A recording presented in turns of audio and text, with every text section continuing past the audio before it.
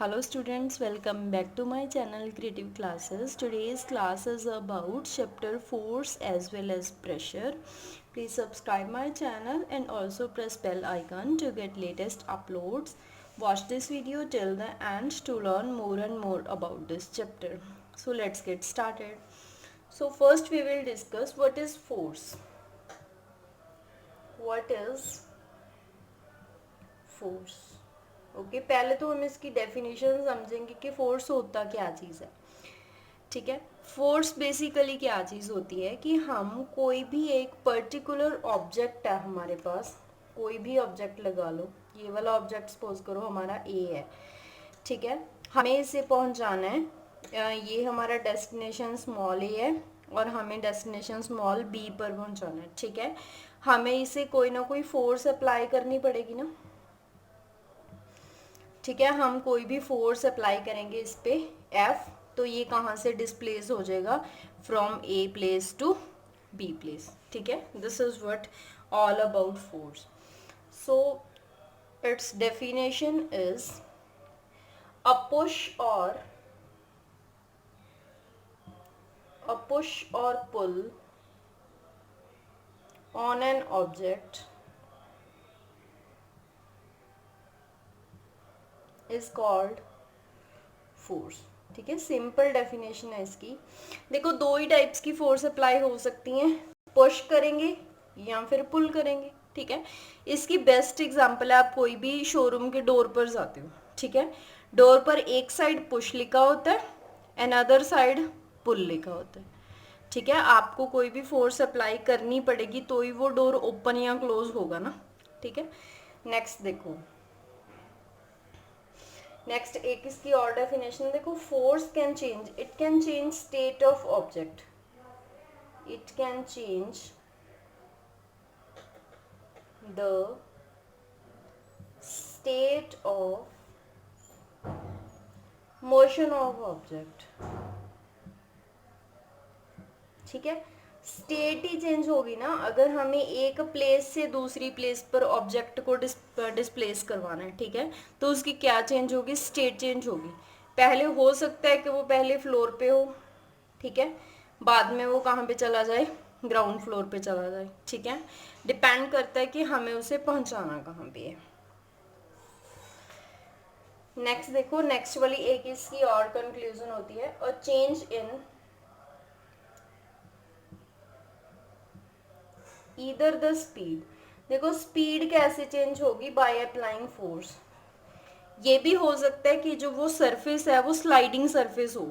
ठीक है. हमें स्लाइड वाले सरफेस, इसके लिए ना आप फोर्स फ्रिक्शन वाला चैप्टर देखना, मैं उसका जो लिंक है आपको आई बटन में दे दूंगी तो आप बेटर समझ सकोगे. ठीक है. चेंज इन इधर चेंज इन स्पीड कैसे होगा, सपोज करो हमारे पास जो स्लाइडिंग सरफेस है, ठीक है, स्लाइडिंग सरफेस है, तो वहां पर ऑब्वियसली बात है कि जो स्पीड है वो इंक्रीज होगी. ठीक है. हमें जो फोर्स है वो बहुत कम अप्लाई करनी पड़ेगी और वो जो ऑब्जेक्ट है वो क्या होगा, डिस्प्लेस होके एक पर्टिकुलर जगह पे चला जाएगा. ये क्या होगी, स्पीड में चेंज होगी. ठीक है. और डायरेक्शन, ईदर इन स्पीड और direction of motion. Direction of motion कैसे चेंज होगी, सपोज करो कोई भी ऑब्जेक्ट यहाँ पे पड़ा है, हमें उससे फोर्स लगा के इधर पहुंचा दिया. ठीक है. या फिर यहाँ पर पड़ा है, या इधर से फोर्स लगा के उधरली साइड पहुंचा दिया, मतलब क्या उसकी डायरेक्शन चेंज होगी. ठीक है.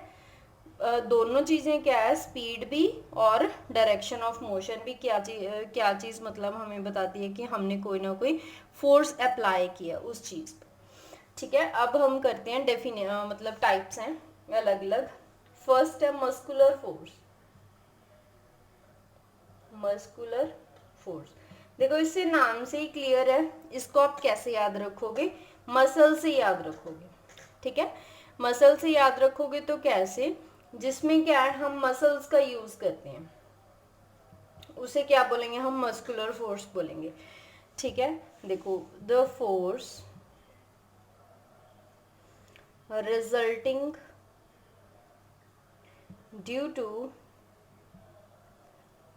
action of muscles कोई भी भारी काम है, ठीक है, जिसके लिए हमें बहुत सारी फोर्स अप्लाई करनी पड़ती है बाय यूजिंग आवर मसल्स, ठीक है, उसको क्या बोलेंगे, मस्कुलर फोर्स बोलेंगे। इनकी एग्जांपल्स देखो, एग्जाम्पल्स इसकी मतलब जो सिंपल एग्जाम्पल है वो क्या, एनिमल्स की एग्जाम्पल लेते हैं। एनिमल्स क्या करते हैं, जब कोई भी फिजिकल एक्टिविटी हम उनसे करवाते हैं, ठीक है, सपोज करो डंकी को ले लेते हैं हम, डंकी के एग्जाम्पल लेते हैं, हमें उस पर बहुत सारा लोड अप्लाई कर दिया, ठीक है, लोड उसकी मतलब ऊपर रख दिया, तो वो बेचारा लेके तो जाएगा ना, लेके किसके यूज से जाएगा, जब वो अपनी मसल्स से फिजिकल एक्टिविटी करवाएगा तो ही वो क्या है, जो वो हमारा हैवी लोड है वो मतलब उठा पाएगा ना, ठीक है। देखो ये तो उसकी पहली एग्जांपल होगी। दूसरी एग्जांपल क्या है, हम कोई भी चीज है, हम अपने सर पे कुछ भी उठाते हैं, ठीक है, सर पे रख कैसे सकते हैं, अगर हम अपने जो बाजू वाली फोर्स है, मसल्स की फोर्स है, वो उस पर अप्लाई करेंगे बेसिकली, तो ही वो पॉसिबल होगा ना कि हाँ कि हम उस भार को उठा सकते हैं, ठीक है। ये क्या होती है, मस्कुलर फोर्स। और इसे एक और फोर्स बोला जाता है कॉन्टैक्ट फोर्स। देखो अब हम पढ़ते हैं कि इसे कॉन्टैक्ट फोर्स क्यों बोला जाता है। Muscular force is also known as contact force. देखो क्यों बोलते हैं, ठीक है, मस्कुलर फोर्स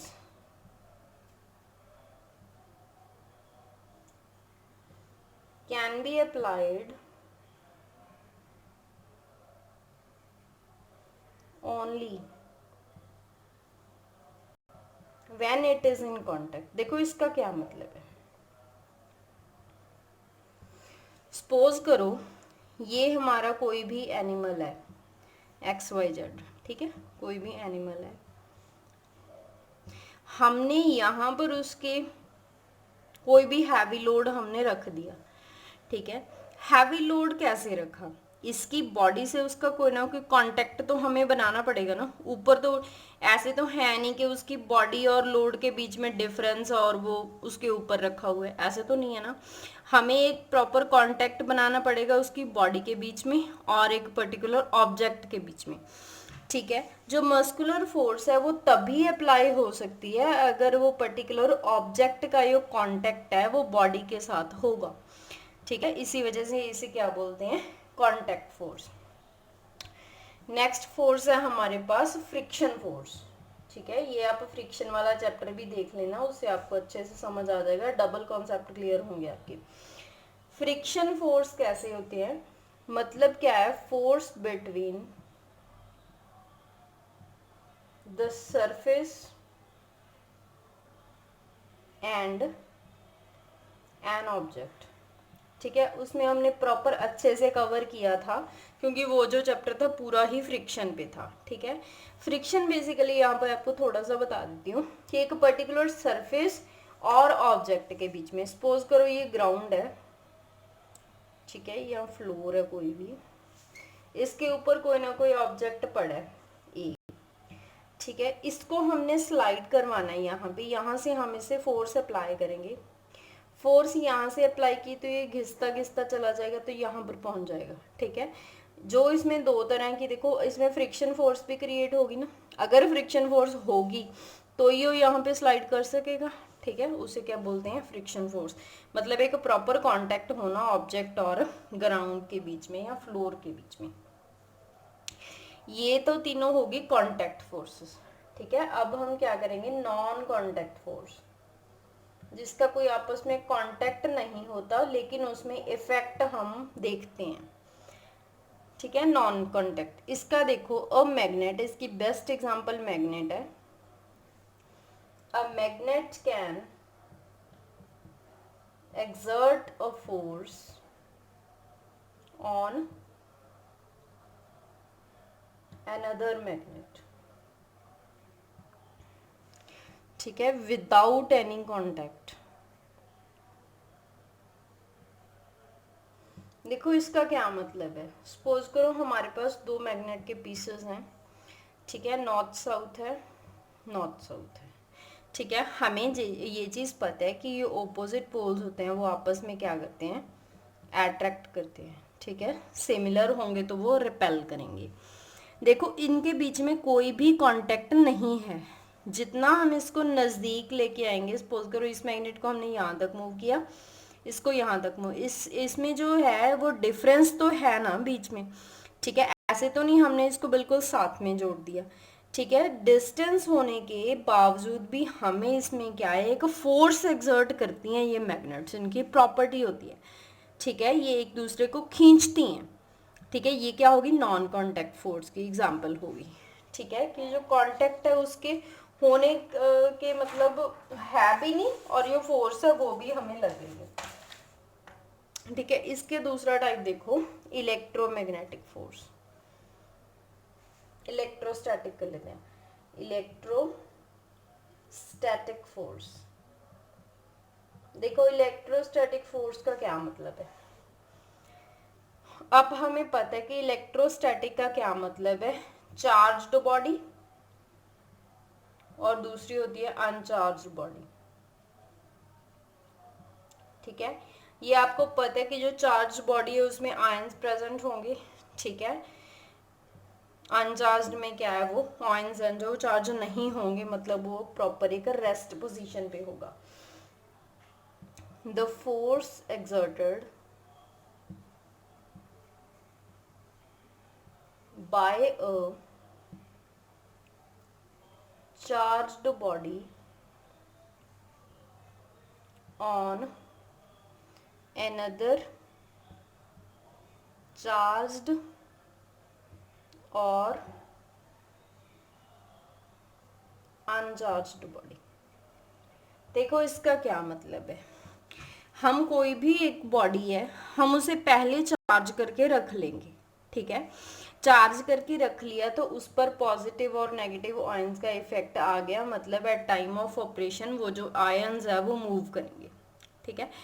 देखो अब वो जो चार्ज्ड बॉडी है वो हमने चार्ज से अलग कर दी, मतलब उसका चार्ज के साथ कोई भी कांटेक्ट नहीं है, ठीक है। विदाउट एनी कांटेक्ट वो क्या करेगी, अनदर चार्ज्ड और अनचार्ज्ड, ठीक है। अगर अनचार्ज्ड है तो वो उसको चार्ज कर देगी, ठीक है। जो चार्ज्ड बॉडी है उसके साथ मिलकर वो उसको स्ट्रांगली चार्ज कर देगी, ठीक है। ये क्या होती है, इलेक्ट्रोस्टैटिक फोर्स। कांटेक्ट तो इसमें भी नहीं है, ठीक है। कांटेक्ट से तो हमने मतलब उन दोनों को यूज करने से पहले हमें कांटेक्ट से रिमूव कर लिया ना उसको। नेक्स्ट वाली क्या है, ग्रेविटेशनल फोर्स, ग्रेविटेशनल फोर्स, ठीक है। ग्रेविटेशनल फोर्स देखो क्या है, ऑब्जेक्ट्स और things falls towards the earth because it pulls them। इसको क्या बोलेंगे, फोर्स ऑफ ग्रेविटी या फिर ग्रेविटेशनल फोर्स, ठीक है, सेम ही चीज है। देखो ऑब्जेक्ट्स या थिंग्स ग्राउंड पे क्यों, ग्राउंड की तरफ क्यों खींचते हैं, क्योंकि इसमें क्या है, फोर्स ऑफ ग्रेविटी लग रही है, ठीक है। फोर्स ऑफ ग्रेविटी देखो इसमें बेस्ट एग्जांपल वो अपने न्यूटन वाली सुनी भी होगी, आई थिंक पिछली क्लासेस में आपने पढ़ा होगा। जो न्यूटन वाली थी उसने कैसे ग्रेविटेशनल फोर्स की जो डिस्कवरी है वो की थी, ठीक है।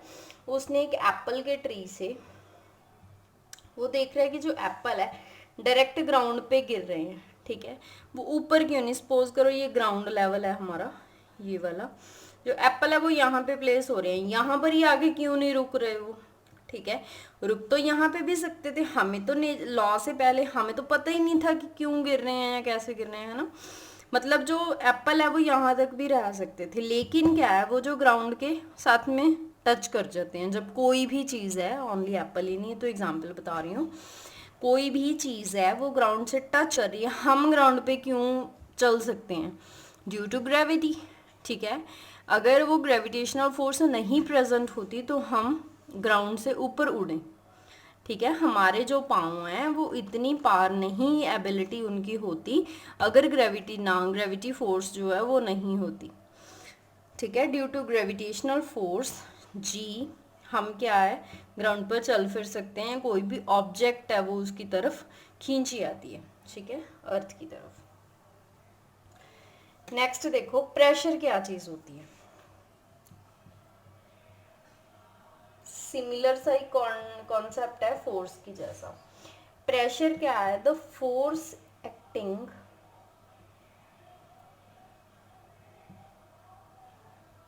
ऑन अ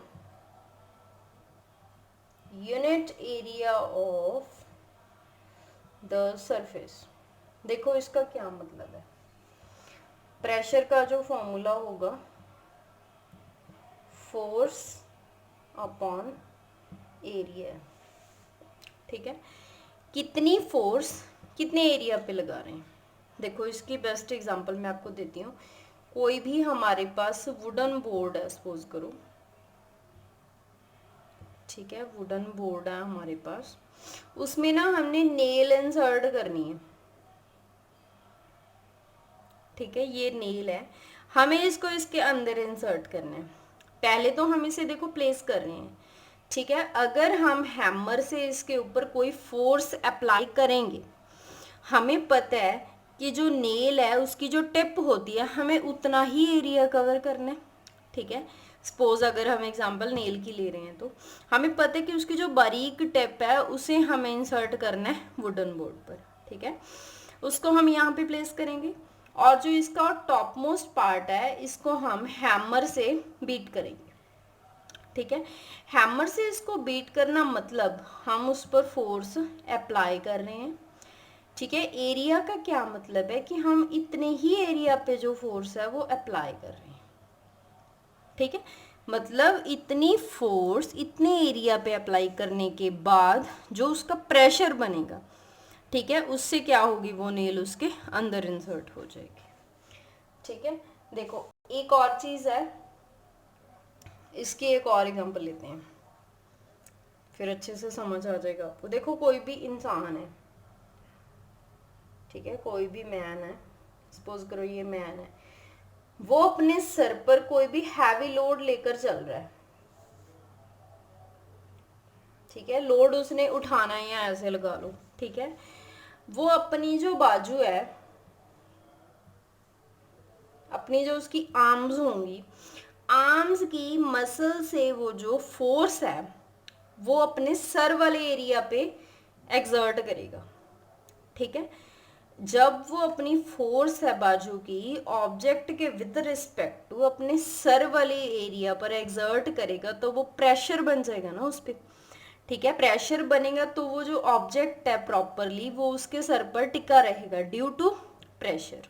प्रेशर कैसे बना, उसने अपनी बाजू वाली फोर्स अप्लाई की पर यूनिट एरिया, यहाँ पर एरिया क्या है, उसका सर है ना, यहाँ पर उसने अप्लाई करना है, ठीक है, वो जो पर्टिकुलर ऑब्जेक्ट है उसने प्लेस करना है, ठीक है, वो क्या हो गया, उसका एरिया हो गया इस वाली एग्जांपल में।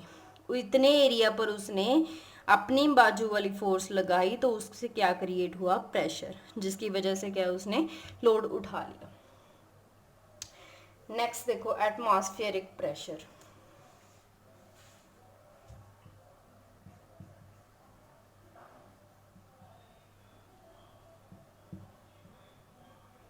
इसमें एक एग्जाम और है इम्पॉर्टेंट कॉन्सेप्ट, जो एयर वाला इन्वेल्प होता है, envelope of air is known as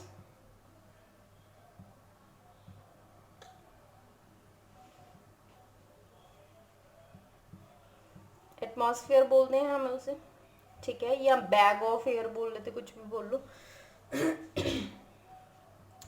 ठीक है। इस एयर पे जो प्रेशर एक्सर्ट होगा, द प्रेशर exerted by